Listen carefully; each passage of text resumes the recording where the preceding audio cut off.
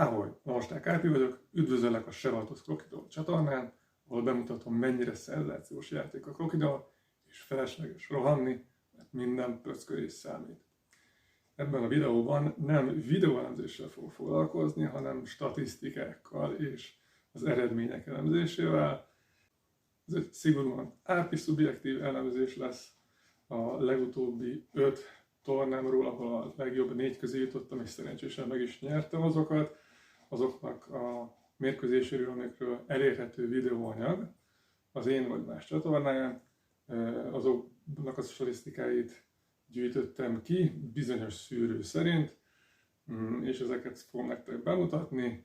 Az alapvető célom nem valami szent grál, vagy valami tuti trükk bemutatása, csak annyi, hogy elemzési céllal hogyan lehet áttekinteni, és mik lehetnek a legkritikusabb játékelemek egy versenyzői szintű Crocodile játék során. Hogy miért foglalkozom most is, és alapvetően nagyon gyakran elemzéssel? Egyszerűen azért, mert ilyen hozzáállásom egy matekos elemző agyam van, és minden lövés, még az ellenfél pöszkölésekor is folyamatosan elemzem a szituációt és a helyzetet.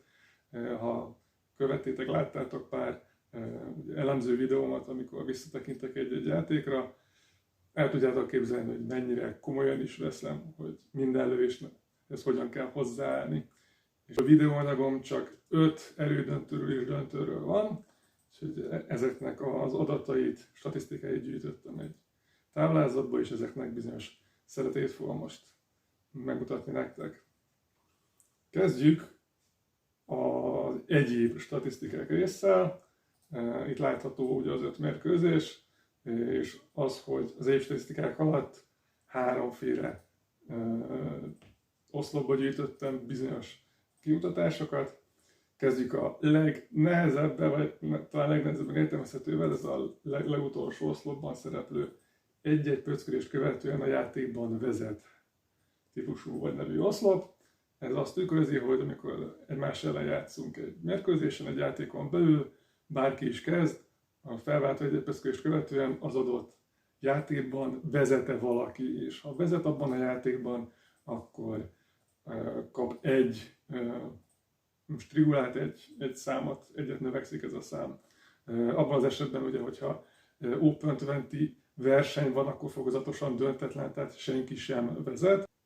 És ez az adott játékon belül a tábla szerinti eredmény és a külön gyűjtött 20-asok szerinti állapotot tükrözi.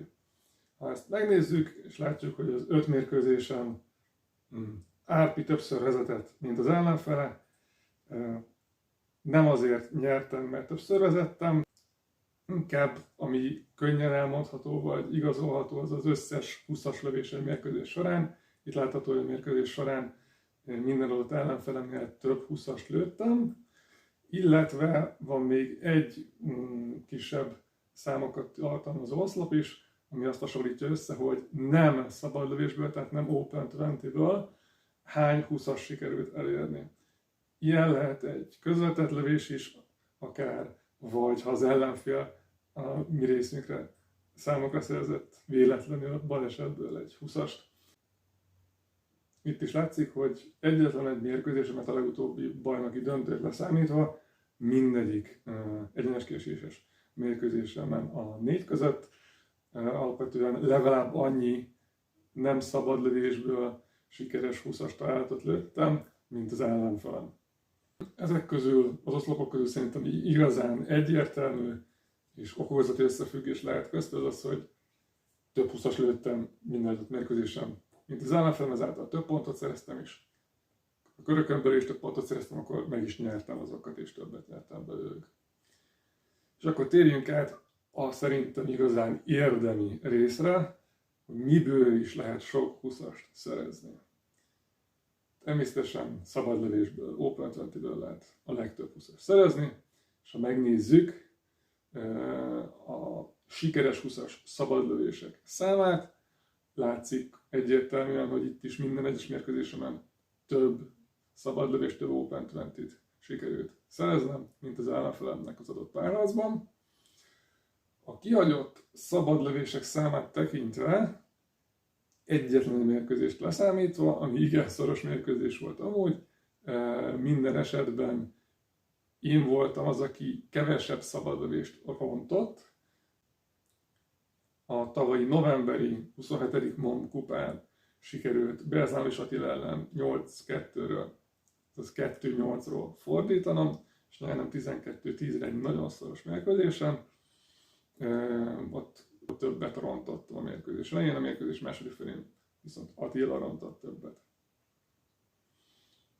És akkor a harmadik oszlop, ami igazából szerintem a leginkább vízválasztó egy adott párharc versenyzőszintű eredménynek befolyásolására, hogy mi is hat rá leginkább, az igazából az, hogy az adott körben kirontotta el az első 20 szabadlövést.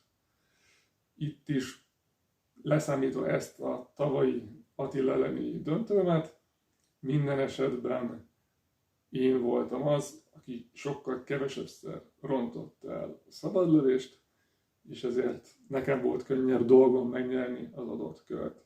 Ugye a tavalyi novemberi döntő ilyen szempontból volt egy picit kakuktojás, de az nagyon szoros döntő volt, egy játék különbséggel.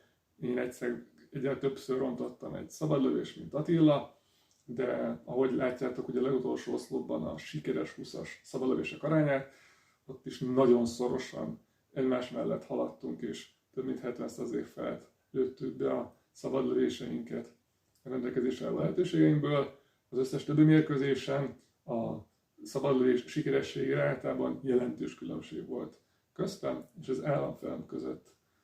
Ugye a legutóbbi döntőben még az is látszik, hogy összesen 3 szabadlövést rontottam, és mind a 3-at a játékban, először az adott játékban kezdőként rontottam el.